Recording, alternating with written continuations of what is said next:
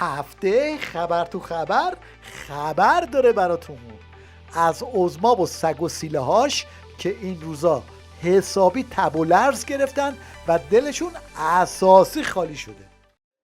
تو دل مردم را خالی بکنن، روحیه را از مردم بگیرن. کسانی که روحیه مردم را ضعیف میکنن، شایعه پخش میکنن، حرفهای دروغ منتشر میکنن، حتی حرفهای راست. آیان تو این فضای مجازی هممون میدونیم بسیاری از این مطالب دروغ است. بعضی از افراد من میشناسم، آدمای خوبی هن، حزب اللهی هن، دلسوزن، تا یه خبری میبینن ناراحت میشن فوراً برای 10 جا میفرستن. خب چرا این کارو میکنید؟ برای چی؟ حتی اگر راست هم باشد نباید بگیم. حالا برای اینکه به بسیجی‌ها دل بدن چی کار میکنن؟ بله درست حد زدید، دروغ درمانی. 35 زدیم آقا، هنوز مردم ما درک نکردن و جهان خبرش رو مخابره نکرده. خیلی حرف عجیبه. یعنی شما مثلا تصور نمیتونی بکنی بگی که آقا یه کشوری ضعیفه به لحاظ اقتصادی ولی F-35 میزنه، مثلا امکان نداره. کسی که اقتصاد ضعیف داشته باشه اصلا جرأت زدنش در سطح تنش رو تا اون حد بالا نمیبره. و توانایی زدن F-35 به نظرم این تحلیل اقتصادیش خیلی مهمتر از زدنش. که آقا تو تونستی با خودت. این یکی هم میکروفون مفت گیر آورده داره زمین و زمان رو به هم میدوزه. دوباره بیدو وارد آسمان ایران بکنن، ایران یک سورپرایز و یک شگفتانه بهشون نشون خواهد داد که در دنیا دیگه سرشون نتونن بالا کنن. ما تو همینجا با یه پدافند معمولی 4 تا F-35 رو تونستیم بخوابونیم و منجر سقوط میلیارد دلاری اون شرکت سازندش در امریکا بشه و مطمئنا این ماجرا ادامه پیدا خواهد کرد و اگر این تعرض صورت بگیرد جواب دندان شکن و قاطع تری خواهد. سپاسگزارم آقای دکتر علوی، ممنون از اینکه در این گفتگو شرکت کردید. بسیجی‌ها سوالشون شد که اگر این همه F-35 خوابوندیم پس چرا لاشه هیچ کدومشون نیست؟ حالا جواب رو از زبون این مشنگای مالکش بشنوید. در پاسخ به این سوالی که خب اگه شما F-35 زدید کولاشش، یه بحثی میگفتن که لاشه این جنگنده F-35 به چینی ها داده شده برای اینکه اونا براشون مهم بوده که بتونن به عنوان رقیب جدی امریکایی ها در عرصه برای همینه که از این در نیامده تصویر. یعنی معامله‌ای رو ایران کرده با چینی‌ها، آورده لاشه رو داده اونا. و آیا همین چیزی احتمال داره؟ ببین یه همچین چیزی اگه بیفته دست ما همچین مشتری داره، این منطقیه. یعنی خیلی حرف بی منطقی نیست این حرف. بس نه منتها حالا زمان میره جلو دیگه. به قول شهید نصرالله میگفتش بیننا و بینکم ایام و لیالی. احتمالاً لاشه F-35 ها اینطوری غیب شده. افراد این شهر در رانندگی زبانزد هستند و رتبه اول رو از نظر توانایی رانندگی با انواع وسایل خودشون اختصاص. این هم از جلیلی که بدون هیچ دلیلی شروع کرده به قمپوز در کردن. هنوز 2 روز نگذشته 10 ها پیام فرستادن. این که میخوام بگم به طرق مختلف امریکایی‌ها پیام فرستادن ما هیچ مداخله‌ای نداریم، ما رو با این قاطی نکنیم. این که میخوام بگم پیام‌های مفصل، مقامات اصلیش به طرق مختلف از طریق مقامات غربی نمیدونم مختلف دارن منطقه پیام میدن آقا ما اصلا هیچ نقشی نداشتیم. یعنی چی؟ این غیر از ضعفه. این سبزعلی مشنگم بدون اینکه خندش بگیره گفت الان ما باید مراقب باشیم که از این همه پیروزی مغرور نشیم. بنابراین ملت ایران در این مرحله از جنگ با موفقیت بیرون اومده، ولی باید مراقبت کرد، نبایستی مغرور شد. و نیروهای مسلح ما الحمدلله، ارتش، سپاه، بسیج، نیروی انتظامی همه آمادن که و مراقبت دارن میکنن. تو فضای مجازی هم این کلیپ طنز از تلویزیون رژیم رو با حرفای رژیم درباره جنگ 12 روزه مشابه سازی کردن. که بازی رو چطور دیدی؟ من بازی رو با چشمام دیدم. پس نظر خاصی نداره؟ چرا نظر خاصی بود اینه که بازی موفقیت آمیزی بود. ما میتونستیم 70 تا گل خورده باشیم. به خاطر نامساعدی زمین و شرایط چیز باعث شد که ما 35 تا بیشتر نتونیم بخوریم. شما از این که گل خوردین راضی هستین؟ بله. بیشتر میتونستیم تلاش کنیم ولی برد خوبی بود. وای مجی بسیار بازی فرد پلنگی بود. بسیار همه چی خوب بوده. خب اما آقای مجری، پس چرا هر وقت ما گل میزنیم این آقای فامیل دور میخند؟ خوب بکنم خوشحال میشدم.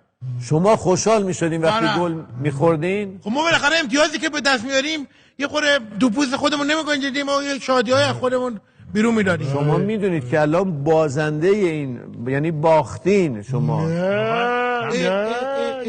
بازی برد و باخت داره، خودتون رو کنترل بکنید. قبول دارین شما باختین؟ نه شما 35 تا گل خوردین. آقای موجی شما خودتون دارین میگی، شما چرا حرف اونا رو میزنید؟ 35 بیشتره یا یک؟ 35. من دیگه حرفی ندارم. ببینید آش چقدر شور شده که مجبور شدن توی تلویزیونشون از این شوهای مضحک ترتیب بدن. بعد از آغاز این حملات دشمن در اون ساعات اولیه که هنوز ما واکنش نشون نداده بودیم، هنوز قدرت واکنش ایران مشخص نشده بود، من دیدم تو برخی از محافل و گروه ها و اینها این بحث بود که آیا واقعا ارزش رو داشت؟ ما حالا این صنعت هسته‌ای چی بود مثلا؟ حالا تو مذاکرات اونا گفتن تعطیلش کنین، جمعش کنین، حتی خود ترامپ گفته بود خودتون منفجرش کنید. بله. ما زحمت نکشیم براتون منفجرش کنیم. در واقع انقدر وقیح، انقدر بی چشم و رو. خب این نشون میده مردم ما فهمیدن. این هم که دیگه گفتن نداره، این که بعضا غربی ها با وقاحت اعلام میکنن که باید توان موشکیش رو ایران خلاصه کاهش بده یا جمع بکنه برای اینکه ما باش یه توافق جدید بکنیم. 85% 85.2% با قاطعیت گفتن که چنین چیزی رو نمیپذیرن و هیچ کس حق نداره که اصلا درباره توان موشکی ایران بخواد مذاکره‌ای بکنه و این هم بسیار باعث افتخار هست. بله. این یکی هم که دید فضای خالی بندی مهیاس، خودش رو انداخت وسط و یک چنین دروغ سنگینی گذاشت روی میز. وقتی ما مذاکره کردیم دنیا به حقانیت ما اعتراف کرد. الان حالا نه تنها دنیا به حقانیت ما اعتراف میکنه بلکه همه معترف این هستن که باید بمب اتم بسازه ایران. یعنی طی نظرسنجی هایی که در داخل کشورمون انجام شده که 90% مردم میگن که این کار باید انجام بشه و در دنیا هم اتفاقا. البته همه این تقله های عظما و سگ و سیله هاش یه دلیل داره، اونم ترسشون از اوضاع انفجاری جامعه است. ایران در حال حاضر مثل یک آتشفشان خاموشه. هر تلنگری، هر اتفاق ناخوشایندی، هر جرقه‌ای ممکنه منجر به انفجار بشه. خبر تو خبر. مشنگستان این هفته رو با یادآوری این حرفای پاسدار باقری شروع میکنیم. اگر اتفاقی نمیفته، اگر تهاجمی به کشور صورت نمیگیره، صرفاً به خاطر بازدارندگی کارآمدی است که در برابر این تهدیدها وجود داره. حالا که صحبت از یادآوریه، این خالی بندی پاسدار شمخانی رو هم یک مروری بکنیم. هیچ تهدید امنیتی در کشور متوجه هیچ مسئولی در جمهوری اسلامی نیست. آقا من مسئول امنیتی کشورم. ریزش توی نظام ولایت به حدی رسیده که بسیجی‌ها تو روز روشن به این تهدیدهای تروریستی رو آوردن. کسی بخواد به رهبر ما توهین کنه ما این ورو داریم و اینا تو که ارزشی نداری. همه زندگیامون رو جمع میکنیم. تو طول تاریخ برای کسی همچین جایزه‌ای ندادن. برای اون کسی که بتونه این ترامپ گمارباز و این حرامزاده رو به درک واصل کنه جایزه‌شو ما میدیم.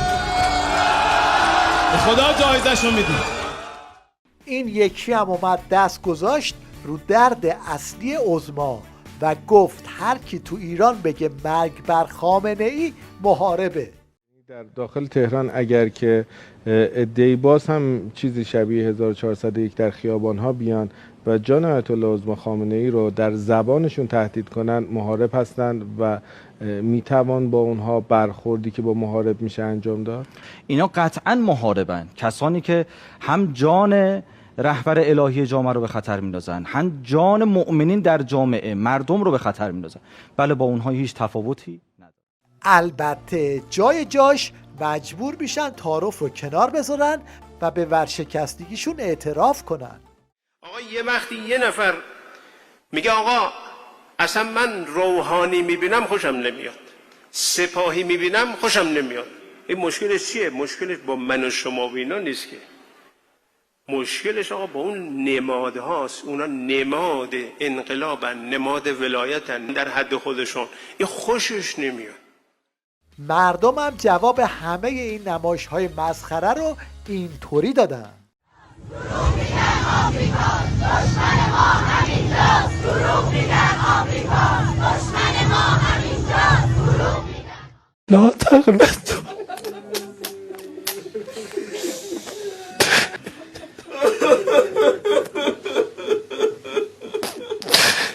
این پاسدار هراسونم خودش رو انداخت وسط مسابقه هارت و پورت و اینطوری گفت: ما هنوز در یکی از شهرک‌های موشکی رو باز نکردیم.